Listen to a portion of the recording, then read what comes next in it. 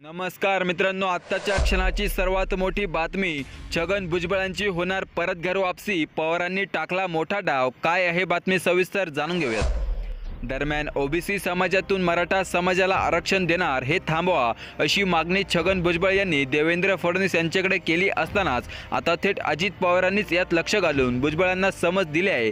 त्यामुळे भुजबळांनी ओबीसी नेत्यांची बैठक बोलावून अजित पवारांच्या विरोधात आता काम चालू केले असतानाच आता एका बाजूने शरद पवारांनी येवला भुजबळांच्या मतदारसंघात त्यांना पाडण्यासाठी संपूर्ण ताकद लावून दिल्याचे दिसत आहे. त्यामुळेच मराठा आरक्षण आणि ओबीसी आरक्षण राहिलं बाजूला. आता भुजबळांना माहिती आहे, जर पवारांनी ठरवलं तर आपला कार्यक्रम निश्चितच होणार. कारण आधीच पवारांनी सांगितलं होतं की यापुढे छगन भुजबळ तसेच सोडून गेलेले आमदार यापुढे तुम्हाला विधानसभेवर दिसणार नाही. त्यामुळे आता अजितदादांनी बदललेली भूमिका, यावरून छगन भुजबळ निश्चितच लवकरच मोठा निर्णय घेऊन परत माघारी शरद पवार गटात जाणार असल्याची बातमी राज्यात फिरते.